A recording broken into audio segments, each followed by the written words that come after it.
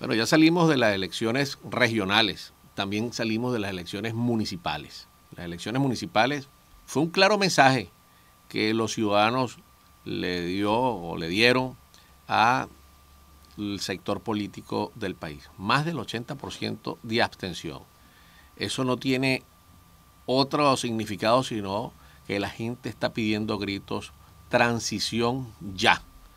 Compromiso Ciudadano se ha dado la tarea de construir la manera de cambiar a Venezuela, de elaborar lo que hemos denominado el Pacto de 2018, cómo cambiar a Venezuela. Hay que hablar de los antecedentes, por supuesto, porque quien desconoce la historia está condenada o está condenado a repetirla.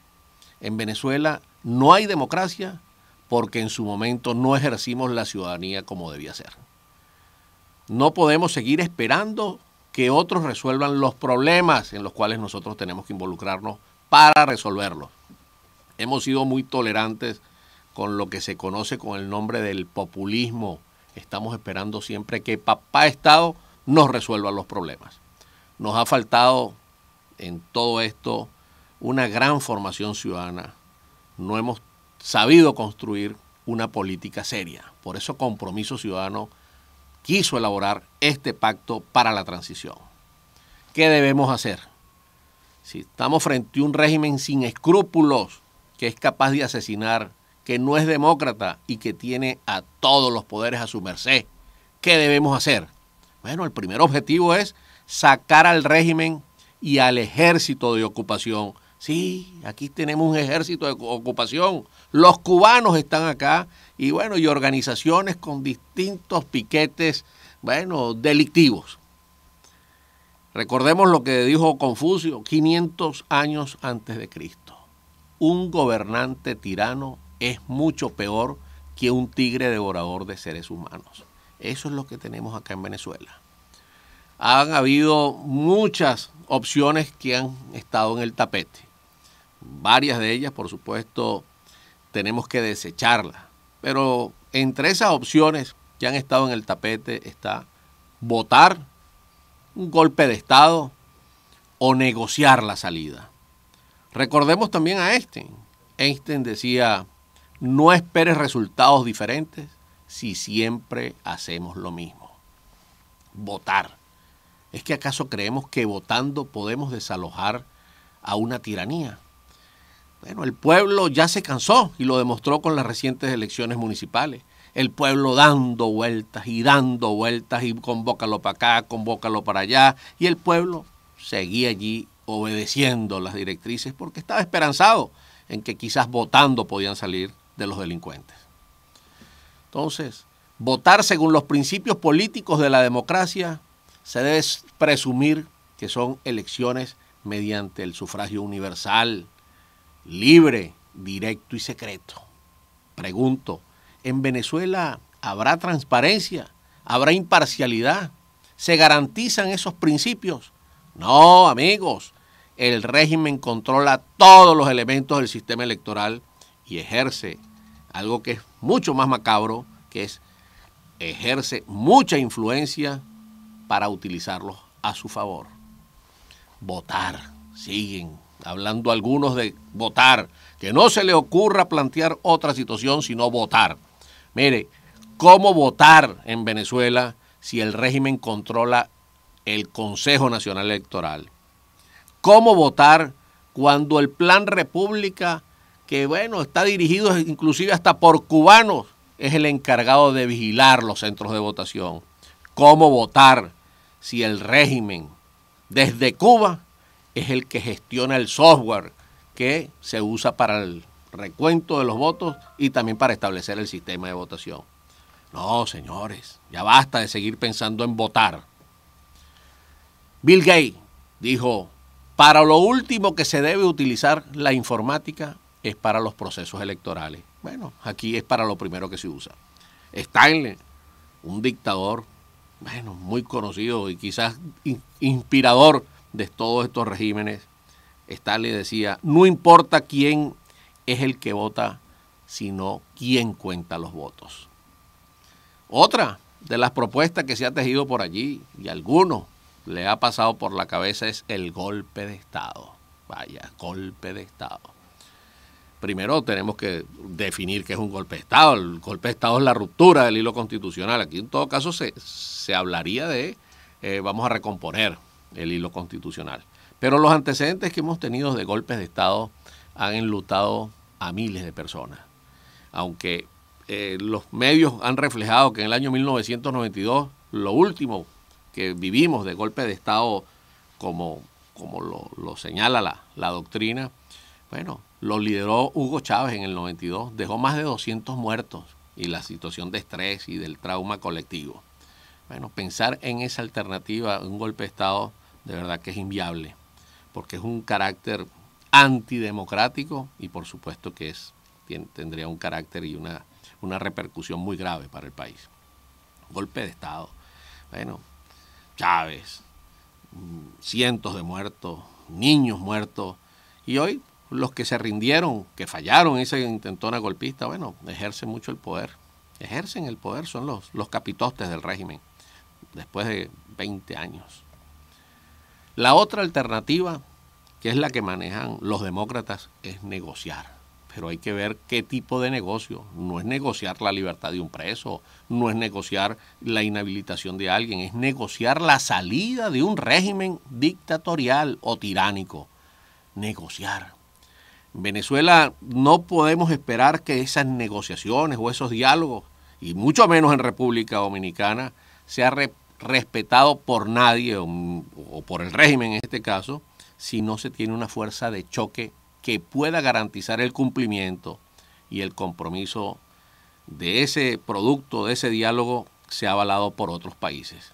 Cuando digo fuerza de choque es fuerza militar que pueda hacer respetar cualquier acuerdo.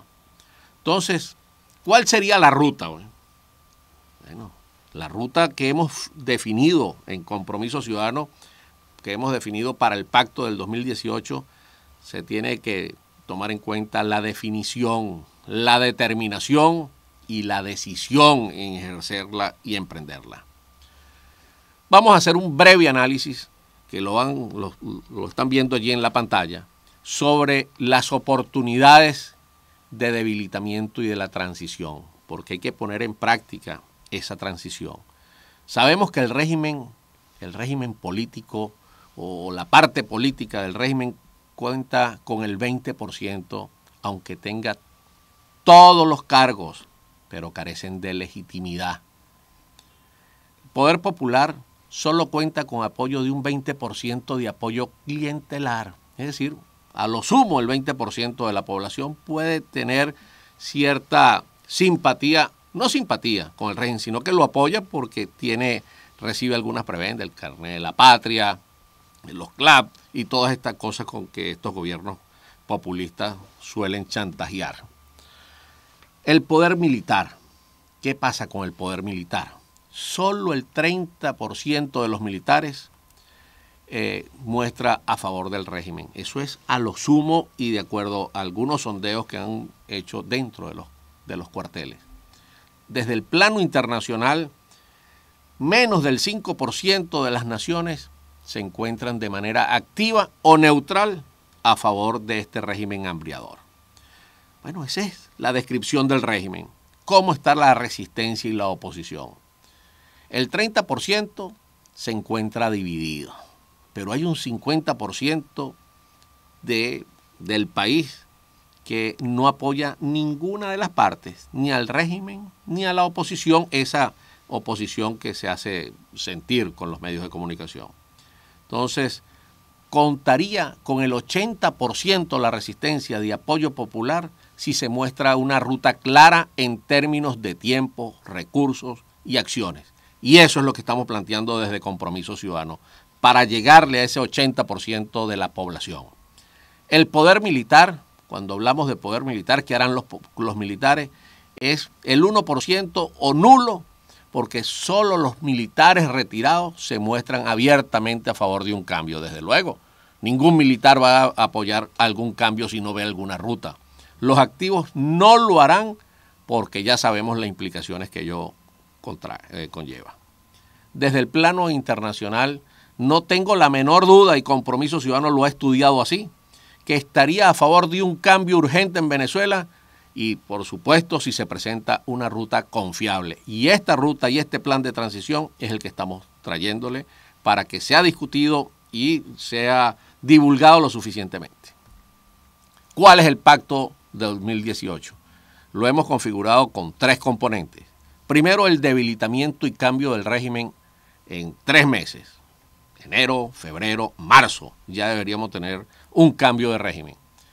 Tendremos también que aplicar las medidas de reconducción que hemos estudiado, que sean 6 meses y un gobierno de transición que dure 24 meses. El debilitamiento, por supuesto, con las protestas, con las críticas, con tendiendo los puentes, hablándole claro a la gente y con la verdad. Las medidas de reconducción ya se las voy a explicar y el gobierno de transición ya les voy a explicar qué es lo que va a hacer el gobierno de transición. ¿Cuáles serían las medidas de reconducción inmediatas? La liberación del control de cambio, levantar los excesivos controles que impidan el desarrollo del libre mercado, que opere la ley de la oferta y la demanda para que los precios de los productos se autorregulen y desaparezcan los mercados negros creados por las mafias en provecho de la escasez. Pero también tenemos que premiar el talento. Quien más trabaje tiene derecho a ganar más. Basta del populismo. Pero hay algo muy importante que tenemos que incorporar a nuestras casas de estudio, a las universidades, para que diseñen las políticas sanitarias y económicas de emergencia. Ya este trabajo está bastante adelantado. Bueno, estas medidas de reconducción las debe implementar el gobierno de transición. Aquí no estemos hablando de quiénes lo van a integrar, qué figuras, qué personas. No. El gobierno de transición que se va a encargar, se va a nombrar producto del diálogo, de la negociación, que esa negociación tiene que ser entre civiles, militares, nacionales y extranjeros. Entre ellos se debe construir ese gobierno de transición. Pero ese gobierno de transición lo que va a hacer es cumplir esas medidas de reconducción. Para eso es necesario tener una fuerza de choque y el aval y la garantía de los organismos internacionales. Si no lo llega a cumplir, existe la fuerza para poder desplazar a quien lo integre e incumpla lo acordado. Por supuesto que al principio debe haber algunos brotes de desestabilizadores. Para eso es necesario estas fuerzas multinacionales. No se espeluquen ni se preocupen. Al contrario, necesitamos protección militar. Y quizás los cuarteles en Venezuela se van a pegar y respetar lo que se acuerde en estas mesas de negociaciones que vayan a conducir a la salida, la verdadera salida, una salida democrática, un gobierno de transición. Es decir, sí se ha trabajado en la reconstrucción del país. Por eso Compromiso Ciudadano asumió el reto y va a recorrer el país anunciando este pacto y a tender puente con todas las naciones.